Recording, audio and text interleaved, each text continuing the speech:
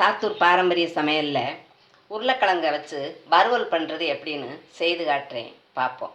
இது இந்த வறுவல் நம்மளுக்கு தயிர் சாதம், சாம்பார் சாதம், ரசம் சாதம் எது கூடவும் தொட்டு சாப்பிட ரொம்ப அருமையாக இருக்கும். இன்றைக்கி இந்த வறுவல் எப்படி பண்ணுறது அப்படின்னு செய்து காட்டுறேன், பார்ப்போம். நான் 2 பெரிய உருளைக்கிழங்கு எடுத்து இந்த மாதிரி வட்ட வட்டமாக சீவி வச்சுருக்கேன், சிப்ஸ் மாதிரி.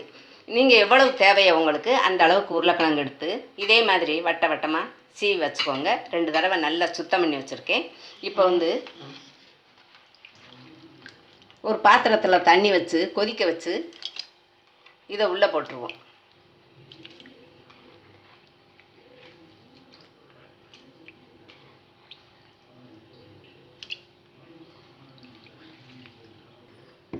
இது கூடவே கொஞ்சம் உப்பு போட்டுருவோம். கூடவே கொஞ்சம் உப்பு. இது பாதி அளவு வேகட்டும். முழுசு வேக வைக்கக்கூடாது, ரொம்ப குலைவாக வேக வைக்கக்கூடாது. பாதி அளவு வேகட்டும், அதுக்கப்புறம் பார்ப்போம். பாருங்கள், இந்த அளவு வெந்தால் போதும். ரொம்ப வேகக்கூடாது, குலைவாக வெந்தால் உடஞ்சிரும். அதனால் நம்மளுக்கு இந்த அளவு இருந்தால் போதும். சூடாக இருக்குது, இந்த அளவு இருந்தால் போதும். இப்போ எடுத்து இந்த தண்ணியை வடிகட்டிடுவோம்.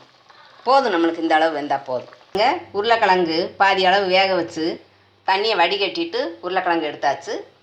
அடுத்து ஒரு 5-6 பூண்டு பல். இந்த பூண்டு பல்லையும் 1/2 ஸ்பூன் மிளகு, இது 2ஐயும் மிக்சியில் ஓட விட்டு 1-2 ஓட விட்டு குறகுறப்பாக எடுத்துக்கிடுவோம். நாங்கள் மிளகு பூண்டு 2ஐயும் ஒரு குறகுறப்பாக இப்படி ஓட விட்டு எடுத்திருக்கேன். அடுத்து இந்த உருளைக்கிழங்குல இந்த பூண்டு இந்த மிளகு அரைச்சதை போட்டுருங்க. அடுத்து சாம்பார் மசாலா 2 ஸ்பூனு. இது எங்கள் சேனலில் விட்டுருக்கோம், தெரியாதவங்க தெரிஞ்சுக்கோங்க பார்த்து.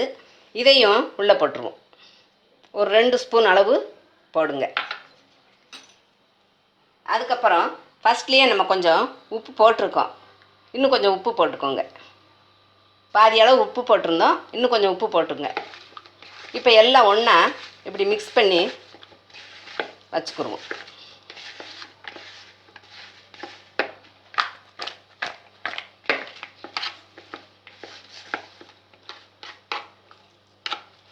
குலைவாக வேக வச்சோம்னா உடஞ்சிரும். அதனால் பாதி அளவு தான் வேக வைங்க.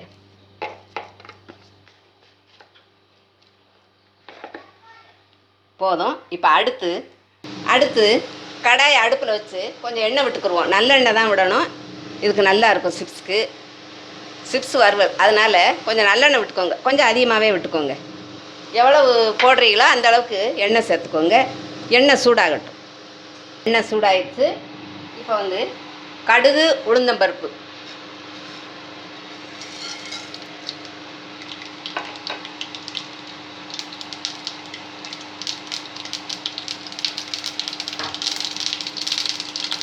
அதுக்கப்புறம் சின்ன வெங்காயம் ஒரு 2 வெங்காயத்தை கட் பண்ணி போட்டுக்கோங்க.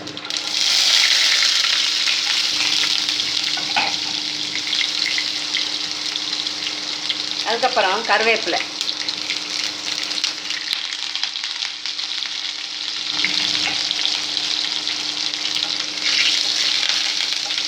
கொஞ்சம் வெங்காயம் கலர் மாதிரி வரட்டும்.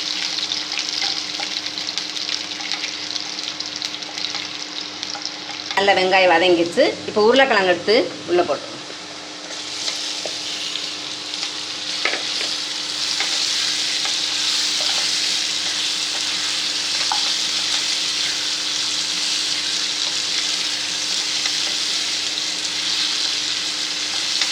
உருளைக்கிழங்கை தோலோடு தான் கட் பண்ணியிருக்கேன், தோலோடு கட் பண்ணிக்கோங்க. அடுத்து கொஞ்சம் நேரம் மூடி போட்டுருவோம். அடுப்பை சிம்மில் வச்சுக்கோங்க, ரொம்ப தீயை குறைச்சி வச்சுக்கோங்க. கொஞ்சம் நேரம் வேகட்டும், அதுக்கப்புறம் எடுத்துப்பாங்க. நல்லா அடிக்கடி கரண்டியை கொண்டு உடச்சிடாம கிண்டி விட்டுக்கோங்க. வதங்கி இப்படி பிரட்டி விடுங்க, நல்லா வெந்துடும். கொஞ்சம் மூடி போட்டு வச்சுருப்போம். இப்போ நம்மளுக்கு உருளைக்கிழங்கு வறுவல் ரெடி ஆயிடுச்சு. இது சாம்பார் சாதம், தயிர் சாதம், ரசம் சாதம் எது கூட சாப்பிட்டாலும் ரொம்ப அருமையாக இருக்கும். இதே மாதிரி நீங்களும் வீட்டில் செய்து சாப்பிட்டு பார்த்துட்டு உங்கள் ஃபீட்பேக் எழுதுங்க. நன்றி.